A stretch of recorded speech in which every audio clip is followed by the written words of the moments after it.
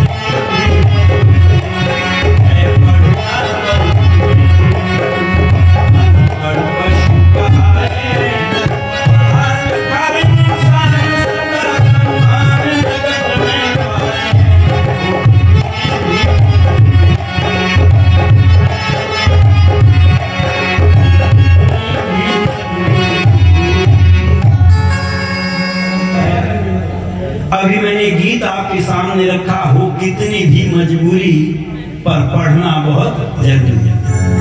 और आपने शास्त्री जी के माध्यम से दोपहर के कार्यक्रम में सुना, उन्होंने कितनी मजबूरी में कितनी समस्याओं का सामना करते हुए शिक्षा को प्राप्त किया, विद्या को प्राप्त किया। पर आज लोग हमसे कहते हैं साहब ऐसी बात सुनाओ जो लोगों की समझ में जल्दी आ जाए। अच्छा, आप ट्यूशन बच्चों का लगाते हैं तो उनका लगाते हैं जो समझ में आ जाती है बातें, या उनका लगाते हैं जो समझ में नहीं आती? जो समझ में नहीं आती उनका ट्यूशन लगाना पड़ता है, और जो समझ में आ जाती है उनके ट्यूशन की जरूरत नहीं पड़ती। ध्यान रखना, जो बातें समझ में नहीं आती उन्हीं को बार बार समझना चाहिए। पर लोग हमसे कहते हैं जो बात जल्दी समझ में आ जाए वो सुनाओ। अच्छा, आपको गाली जल्दी समझ में आती है, वेद मंत्र जल्दी समझ में आते हैं जी? गाली जल्दी समझ में आती है लोगों को, वेद मंत्र देर में समझ। तो हम गाली में बैठ करके नहीं, जल्दी समझ में आ जाए ये नहीं। कभी कभी कोई बात ऐसी होती है समझ में नहीं आती, बाद में समझ में आती है। कुछ बातें ऐसी हैं बचपन में समझ में नहीं आती, बुढ़ापे में समझ में आती है। अच्छा, पढ़ना अच्छा होता है या बुरा होता है? अच्छा, पढ़ना अच्छा होता है। पर बच्चों को पढ़ना अच्छा लगता है या खेलना अच्छा लगता है? बच्चों को खेलना अच्छा लगता है, पढ़ना अच्छा नहीं लगता। पर बुढ़ापे में समझ में आती है। बुढ़ापे में क्या समझ में आती है? एक बूढ़ा आदमी अखबार पढ़ रहा है, हमने कहा बाबा जोर से पढ़ करके सुनाओ, हम भी सुनना चाहते हैं, क्या लिखा है अखबार में? तो कहते बेटा मुझे पढ़ना नहीं आता। तो हमने कहा अखबार क्यों लिए बैठे हो? कहते इसलिए लिए बैठा हूं, अगर बचपन में पढ़ लेता तो मेरी दुर्गति न होती। समझ में तो आई बात, पर बुढ़ापे में आई। पर जब बचपन में समझ में आ जाती है तो हमारा जीवन बदल जाता है। और जिनको पूर्व जन्म के संस्कार विद्या के होते हैं वो अपने जीवन को सुखी बना लेता है। इसलिए वेद में आता है जो विद्वान चंद्रमा के समान शांत स्वभाव और सूर्य के समान विद्या को प्राप्त कर समस्त विद्याओं को फैलाता है, वही आप अर्थात उत्तम विद्वान है। विद्वान कैसा होना चाहिए? तो वेद कहता है चंद्रमा के समान शांत स्वभाव और सूर्य के समान तेजस्वी।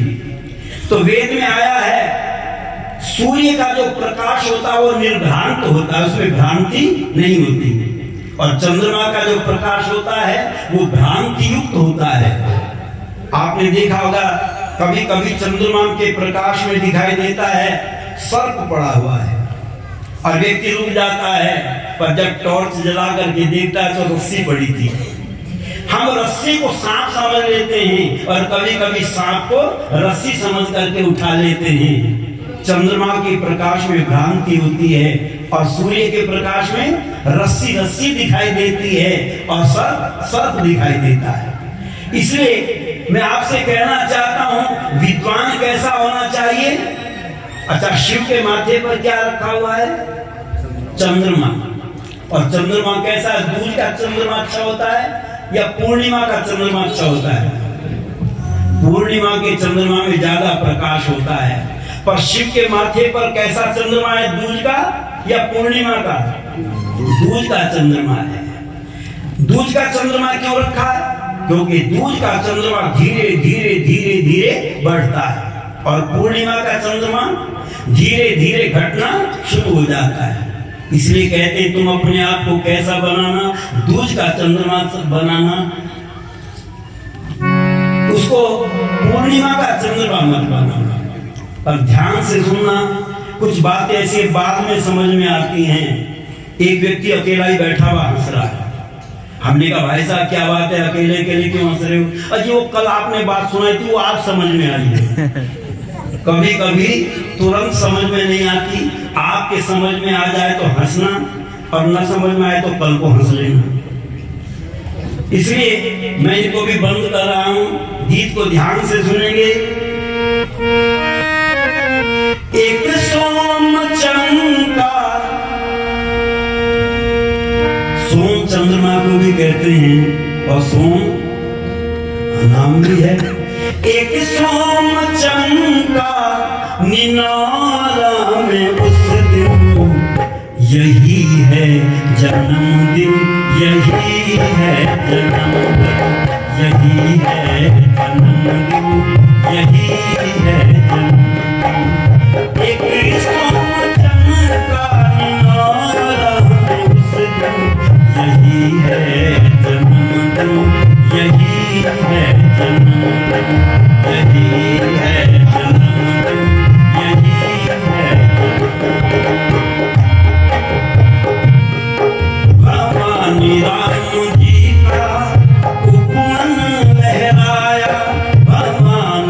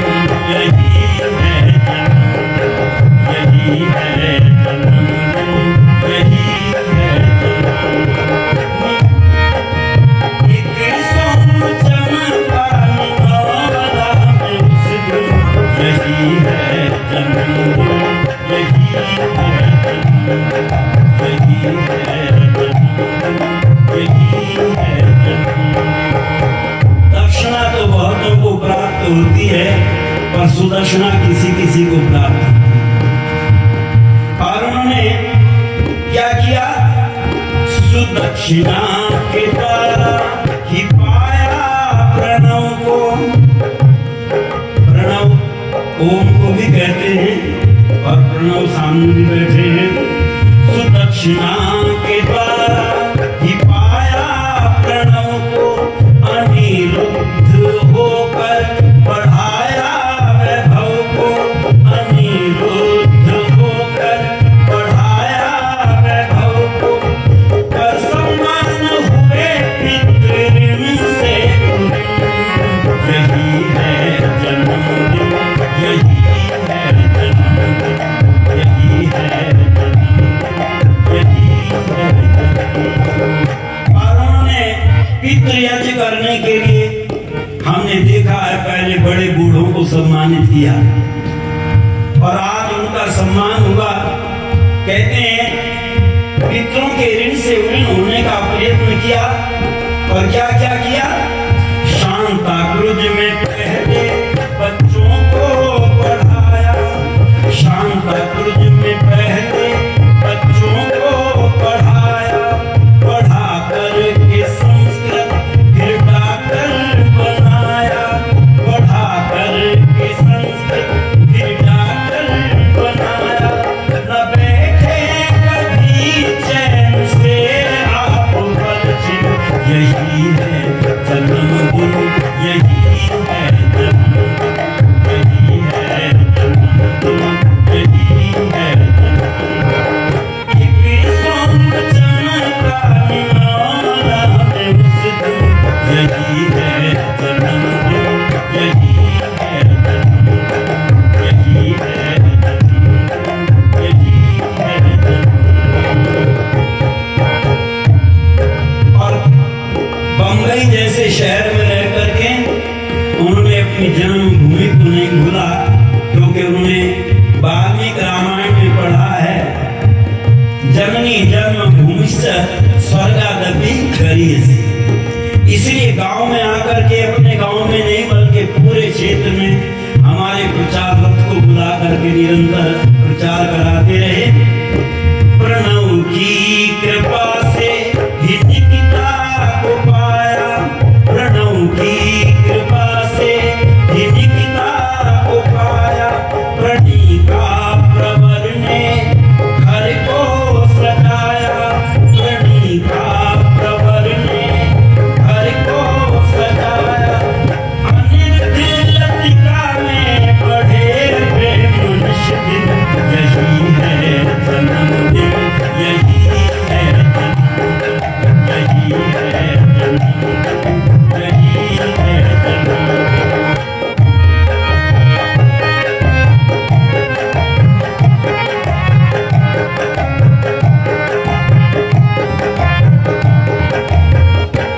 और उन्होंने अपना बुढ़ापा आने से पहले ही दूसरों के बुढ़ापे का ध्यान किया और बंबई आर्य समाज के मंत्री प्रधान जी को बिठा करके एक योजना बनाई।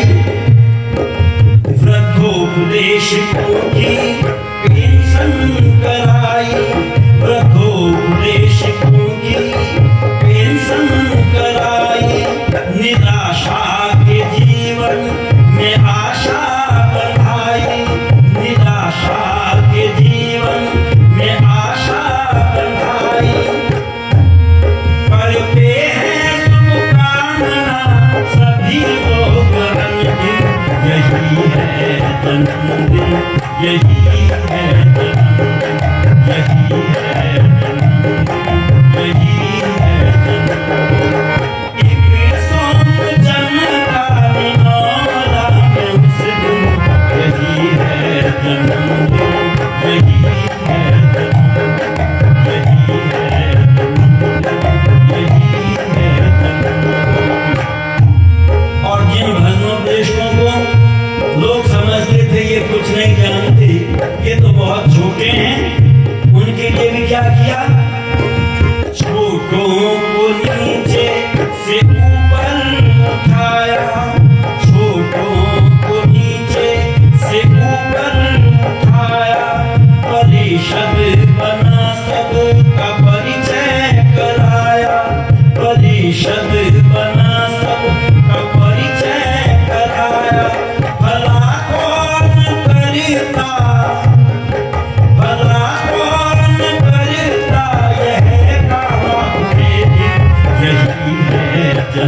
यही है जन्मदिन, यही है जन्मदिन, यही है जन्मदिन। एक शाम चमका नाम में उस दिन, यही है जन्मदिन, यही है जन्मदिन, यही है जन्मदिन, यही है जन्मदिन। सभी ग्राम वालों का स्नेह भारी, और ये उसी का परिणाम है। आपकी उपस्थिति को देख करके